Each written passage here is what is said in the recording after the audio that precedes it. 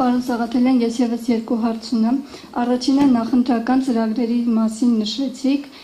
Ինձ հետաքրքիր էր 2021 թվականի ձեր նախընտրական ծրագրերից քանի տոկոսն եք մոտավորապես իրագործել այս տարիների ընթացքում, եւ երկրորդ հարցս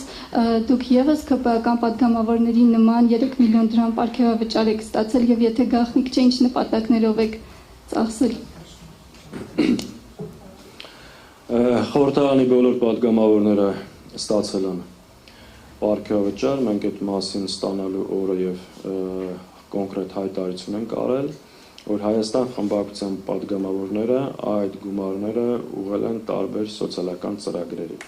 Դրանից առաջ մյուս բոլոր դեպքերում եւս այդպես է եղել են դեպքեր, երբ որ ամբողջ խմբակցությունը գումարը հավաքել է, ուղարկել է որևէ կոնկրետ հիմնադրամի փոխանցել կամ բարեգործական ծրագրի, այս անգամ ավելի ազատ ենք թողել պատգամավորներին յուրաքանչյուրը անհատական մոտեցումներով այդ հարցը լուծել եւ բոլորը գնացել են այդ ճանապարհով։ Իսկ ինչ վերաբերվում է մեր հարցերի հաշվում գրածած այդ միլիոնները գնան տանսեն, վայրեն, տան հիպոթեքերը վաստակեն, չեչևացնեն, ավտոներ առան։ Նայ, չենք արել ձեր ձեռից չենք պրսնում, բա որ անայինք ինչ կանեինք։ Իսկ ինչ վերաբերվում է մեր նախընտրական ծրագրի քանի տոկոսն են կարողացել իրականացնել, դժբախտաբար մեր ծրագրի չեն կարողացել իրականացնել, որովհետև չեն կարողացել Հայաստանում ձևավորել իշխանություն։ Վերջին 5 տարիների ընթացքում խորհրդարանում հանդես են եկել տասնյակ օրենքի նախաձեռնություններով եւ այս իշխանությունը այդ բոլոր նախաձեռնությունները մերժել։ Նույնիսկ մենք մի շրջան վերցրեցինք եւ իրենց նախընտրական խոստումները դա օրենքի նախագիծ դարձրեցինք, օրինակ կենսաթոշակները բարձրացնելու, բազմազավակ ընտանիքների մասին, մի քանի սոցիալական ցցուն խոստումներ, որ ԿՊ-ն տվել էր եւ իր նախընտրական ծրագրում գրել էր, մենք վերցրեցինք իրենց խոստումները, տվեցինք օրենսդրական տեսք եւ տարանք խորհրդարան, որոնք բնականաբար հերթով մերժեցին։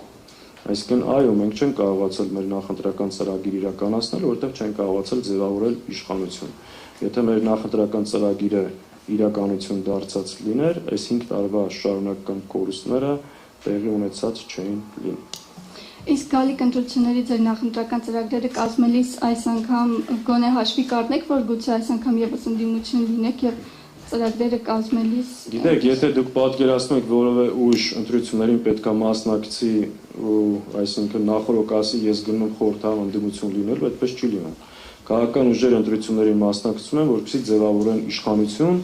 ու իրականացնեն իրենց նախընտրական ծրագրերը։ Այս իշխանություններից տվել կարճ մի բանի ուզում եմ անդրադառնալ, հիմնական խոսույթը առաջկա ընտրություններին լինելու է խաղաղության օրակարգը, ոնց որ դա տեղ ունեցավ 21 թվականին։ Ես ընդհանրապես ուզում եմ կարճ հիշեցնել։ Այս ուժը արդյոք իրավունք ունի խոսելու խաղաղությունից։ Պարզ մի հատ 5 տարին փորձենք երկու նախադասությամբ ամփոփել։ 21 թվականին ինքը խոստացավ խաղաղություն, խաղաղության դարաշրջան, կարողացավ խաբել մարդկանց եւ վերարտադրվել։ 21 թվականին հանձնեց Գորիսկապան ճանապարհը,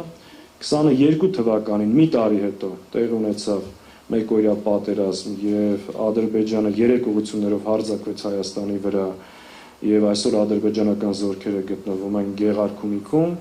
Ջերմուկում եւ Սյունիքում։ Դրանից ամիսներ հետո Արցախը ճանաչեց Ադրբեջանի կազմում 9 ամիս տեղ ունեցող բլոկադա եւ արդյունքում 23 թվականին Արցախում ցեղասպանություն, էթնիկ զտում, հայաթափում, 24 թվականին դրանից 1 տարի հետո հանձնեց Ադրբեջանին ոչ չի դիմաց Տաուշի շրջանում մեր վերահսկողության տակ գտնվող ռազմավարական նշանակության դիրքեր եւ գյուղեր, 25 թվականին խոստացել է ակնհայտ թուղթ ու գրիչով միջանցք Ադրբեջանին եւ Թուրքիային ու նաև հրապարակային ստանձնել մի շարք պարտավորություններ ապագայում զիջումներ անելու համար, սահմանադրություն փոխելու, անկլավներ տալու, հայտարարել է, որ Հայաստանի տարածքում կան ադրբեջանական, Հայաստանի հսկողության տակ կան ադրբեջանական տարածքներ, որոնք պետք է վերադարձվի, այսա Նիկոլ Փաշինյանի խաղաղության 5 տարիները։ Եթե հիմա նորից պետք է Հայաստանի Հանրապետության քաղաքացին հավատա, այս ինչ որ ասում, դրանք չոր փաստեր են, չէ՞, որևէ մեկը չի կարող դա երկել։ Իսկ ո՞նց կարելի է Սրան հիմա հավատալ ու ասել խաղաղություն է բերում։ Պատերազմի, պարտության, կորուստների խորհրդանիշն է այս իշխանությունը։ Ու հիմա իրանք փորձում են ներկայանալ խաղաղասերներ, մեզ էլ ներկայացնել իբրև պատերազմի ուժեր կամ ռևանշիստներ։ Հիմա տեսեք, իր կառավարման տարիները վերցրեք, տեսեք այս դաշինքի կառավարման տարիները ու կհասկանաք ով է խաղաղություն բերողը, ով պատերազմ։ Բայց